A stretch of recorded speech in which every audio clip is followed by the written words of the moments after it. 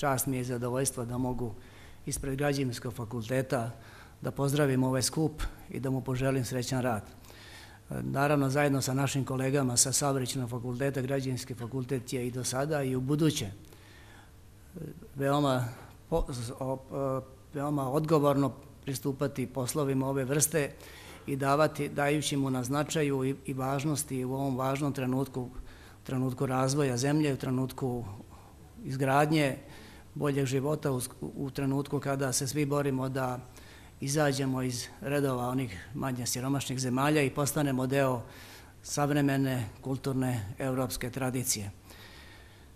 Teško je posle ministarke govoriti, mislim da je ona jako dobro istakla i jako mi prija i vrlo sam počastvovan time da sam prisutan ovde gde i ona i gde mi se čini da je zaista iznala sve ono što je važno.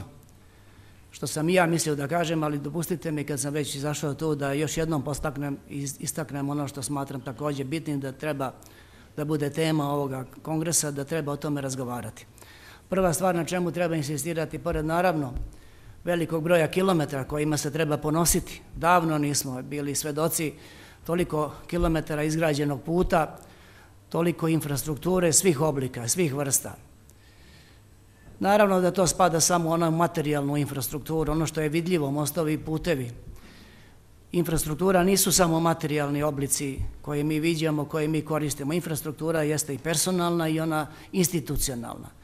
Sa personalnom imamo problema, ljudi nam odlaze, očekujemo više sluha od nadležnih da se pobrine da oni ostanu, da ih zadržimo što duže.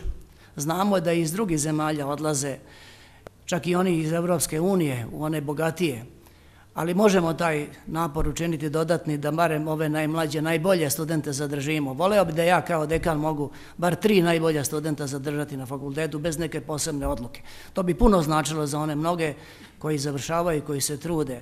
Hoću da istaknem da naši najbolji studenti sada i pre završetka studija dobijaju ponude velikih firmi. To me raduje, to predstavlja zapravo pokazatelj kvaliteta rada kojima mi težimo. Želeli bi da naš fakultet i ljudi sa fakulteta budu još više prepoznati kao neko ko može pomoći, ne samo u fazi kasnije sanacije štete, već u fazi planiranja, fazi projektovanja, fazi stručnog nadzora. Nema boljitka bez bolje kvaliteta usluga. Hoćemo da se stvori standard usluga putne infrastrukture, da ja ne mislim kako da prilagodim svoju brzinu vožnje uslovima puta, već da mi rang puta obezbedi bezbednu vožnju. To je standard usluga koji je bitno da imamo, da postignemo kako bismo bili svi bezbedniji i sigurniji. Želeo bih takođe da zamolim sve prisutne da što više pažnje obrate.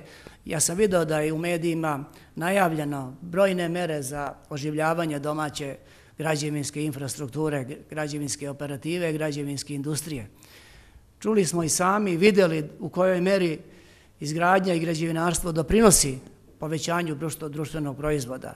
To nije samo kod nas slika i prilika, to je tendencija u čitavom svetu. Voleo bi da se više pažnje posveti i planiranju putne infrastrukture, da se obezbedi razvoj sela. Nažalost, danas se teško u selo ulazi, lako se izlazi, nažalost, za uvek. Ako ostanemo bez sela, ako svi dođu u grad, imat ćemo veliki problem sa urbanom infrastrukturom, ostaćemo bez hrane. I to je važno pitanje. To su samo neke stvari koje sam želeo sada danas da istaknem. Ja, naravno, ne bih sebi davao na važnosti da apelujem da je sve ovo što sam rekao jedino bitno, jedino važno. Siguran sam da ljudi ovde koji su prisutni znaju mnogo više. Želeo bih da se struci poveri da brine o planiranju saobraćaja, o održavanju. Ako dozvolimo da nam strani nosioci posla poplave sva domaća gradilišta, bojim se da će svi naši otići i da neće imati ko da održava. Molim da se kriterijum najniže cene na nekako razmotri, jer najniža cena donosi najlošiji kvalitet. Putevi se prime, kasnije izvođači odu, neće imati ko da ih održava. Mi moramo voditi računa da uključimo nove savremene tehnologije gradnje, da uključimo nove materijale u izgradnji naših puteva, da obezbedimo da možemo da održavamo ono što izgradimo. Jako je važno da ono što izgradimo možemo da održavamo. Eto, to su samo neka pitanja na kojima sam teo da istaknem. Na kraju želim i siguran sam da će ovaj kongres odgovoriti na brojna pitanja od njih, a na nas kao predstavnike fakulteta, naše kolege sa fakulteta, molim da računate i u buduće još više i još intenzivnije. Zahvaljujem vam na pozivu i želim vam uspešan rad.